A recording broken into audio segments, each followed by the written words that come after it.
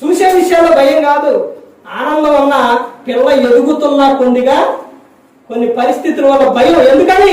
బయట దుర్మార్గులుగా, మూర్ఖులుగా, క్రోధం కలిగి ఉన్నవారు ఇలా తయారవుతున్న కారణం ఎవరు?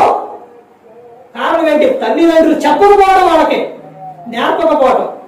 బాలుని నడవలసిన త్రోవలు వాడికి నేర్పుము, వాడు పెద్దవాడైనప్పుడు దాని నుండి తొలగిపోవడం జరుగుతుంది.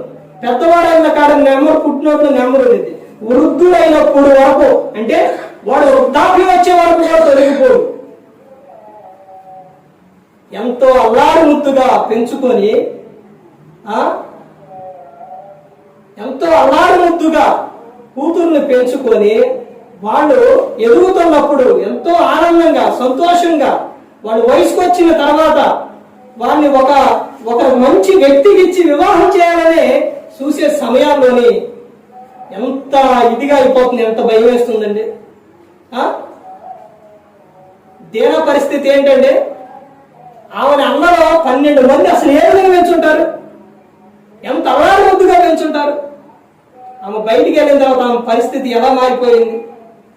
అలా వెళ్ళటం చూడటం ఏం తప్పు కాదు. ఒక ఊరు వచ్చినప్పుడు ఒక ఆడపిల్ల తమ ఆడపిల్ల ఉన్న చాట చూసుకుంటారు, వెళ్తారు. అయితే ఆమె చేసిన విషయం ఒక్కడే, ఎమ్మడే తోడెవరిని తీసుకెళ్ళా అది. కానీ అలా వెళ్ళినప్పుడు ఆ చూపు ఎలాంటి చూపు? భయంకరమైన చూపు. తమ జీవితం ఇదైపోయింది. ఆడపిల్ల అనారోగ్యంగా ఉందంటే, లేకపోతే ఎటువంటి పరిస్థితుల్లోనైనా తట్టుకోలేరండి తల్లిదండ్రులు, అస్సలు తట్టుకోలేరు. అంత ఇదిగా చూసుకుంటారు. ఏ పిల్లడైనా, మగ పిల్లడైనా అలాగే చూసుకుంటారు. కానీ వాళ్ళని దేవుల్లో గన పెంచకపోతే, పిల్లలని వారికి గన ఈ విషయాలు నేర్పకపోతే చాలా ప్రమాదం. నువ్వు అలా నేర్పితే అది స్త్రీలో ఏం చూస్తారో తెలుసండి, ఒక తల్లిని చూస్తారో, చెల్లిని చూస్తారో, అక్కను చూస్తారో. దేవుల్లో పెంచినప్పుడు, దేవుల్లో పెంచకుండా నువ్వు వదిలేస్తే వాడు భయంకరంగా తయారైపోతాడు. గమనించుకోవాలి, ప్రతి ఒక్కరు తెలుసుకోవాలి. ఏ ఒక్కరు కూడా నశించి నరకానికి వెళ్ళిపోకూడదని యేసుక్రీస్తు ప్రభువు ఈ లోకానికి వచ్చి మనందరి కోసం సిలువలో తన ప్రాణాన్ని పెట్టారు. ఆయనతో పాటు ఉండాలనే కోరుకున్నారు.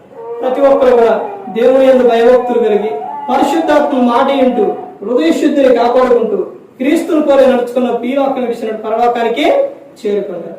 మరి ఈ విధంగా పెట్టి మాట్లాడించిన తండ్రి దేవునికి కృతజ్ఞతాస్తుతులు చెల్లిస్తూ ఎంతవరకు శ్రద్ధగా ఉన్న మీకు ప్రభు పేరు నా హృదయపూర్వకంగా చెల్లిస్తూ మాటలు ముగిస్తున్న అందరికీ వందనాలు.